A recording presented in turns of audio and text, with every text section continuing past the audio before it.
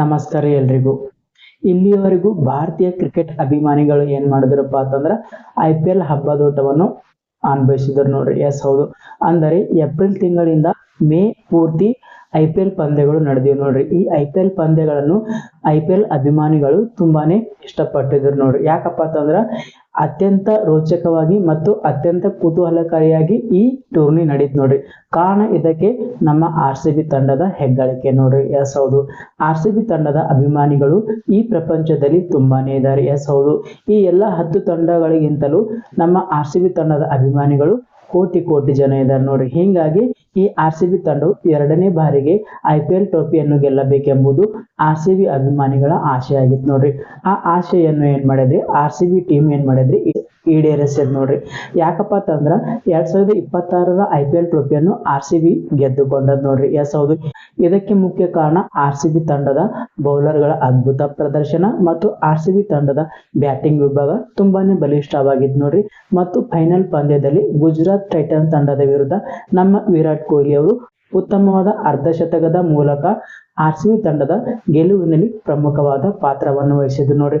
ಹಿಂಗಾಗಿ ನಮ್ಮ RCB ತಂಡವು ಸತತವಾಗಿ 2ನೇ ಬಾರಿಗೆ ಏನ್ ಮಾಡಿದ್ರಿ IPL ಟ್ರೋಫಿಯನ್ನು ಗೆದ್ದುಕೊಂಡಿದ್ ನೋಡ್ರಿ. 2025ರಲ್ಲಿ IPL ಟ್ರೋಫಿಯನ್ನು ಮೊದಲ ಬಾರಿಗೆ ನಮ್ಮ RCB ತಂಡ ಗೆದ್ದುಕೊಂಡಿತ್ರಿ. ಇದು RCB ತಂಡದ 2ನೇ IPL ಟ್ರೋಫಿ ಅದ ನೋಡ್ರಿ, 2026ರ IPL ನೋಡ್ರಿ.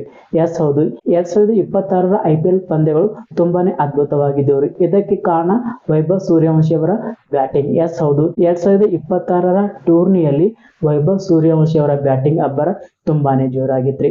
ಇದಕ್ಕೆ ಕಾರಣ ಅವರ ಶತಕಗಳ ಅಂಚಿನಲ್ಲಿ ಔಟ್ ಆಗಿದ್ದೇ ತುಂಬಾ ಕುತೂಹಲಕಾರಿ ನೋಡ್ರಿ. ಎಸ್ ಹೌದು, ಸತತವಾಗಿ 3 ಬಾರಿ ವೈಭವ್ ಸೂರ್ಯವಂಶಿ ಅವರು 100ರ ಸನಿಹ ಬಂದು ಔಟ್ ಆಗಿದ್ದಾರೆ ನೋಡ್ರಿ.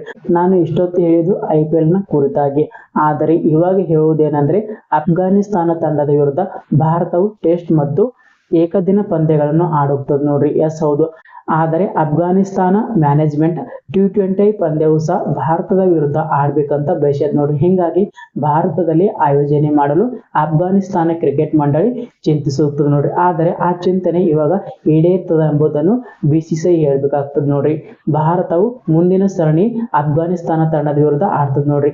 1 ಟೆಸ್ಟ್ 3 ಏಕದಿನ ಪಂದ್ಯಗಳು. ಆದರೆ T20 ಪಂದ್ಯ ಇನ್ನೂ ನಿಗದಿಯಾಗಿಲ್ಲ. ಆದರೆ BCCI ಕೈಯಲ್ಲಿದೆ ಅಫ್ಘಾನಿಸ್ತಾನ ತಂಡದ ವಿರುದ್ಧ ಭಾರತವು T20 ಪಂದ್ಯವನ್ನು ಆಡಬೇಕಾ ಅಥವಾ ಬೇಡ ಎಂಬುದು. ಎಸ್ ಹೌದು, ಇದು ಇವತ್ತಿನ ವಿಡಿಯೋದ ನೋಡ್ರಿ. ಮತ್ತೆ ಮುಂದಿನ ವಿಡಿಯೋದೊಂದಿಗೆ ನಿಮ್ಮನ್ನು ಭೇಟಿ ಆಗ್ತೀನಿ. ಪ್ಲೀಸ್ ದಯವಿಟ್ಟು ನನ್ನ ಚಾನಲ್ಗೆ ಸಬ್ಸ್ಕ್ರೈಬ್ ಆಗಿ, ಶೇರ್ ಮಾಡಿ ಮತ್ತು ಕಮೆಂಟ್ ಮೂಲಕ ನಿಮ್ಮ ಅಭಿಪ್ರಾಯಗಳನ್ನು ತಿಳಿಸಿ ಅಂತ ಹೇಳ್ತಾ ನಾನು ಇವತ್ತಿನ ವಿಡಿಯೋ ಮುಗಿಸ್ತೀನಿ ನೋಡ್ರಿ. ನಮಸ್ಕಾರ.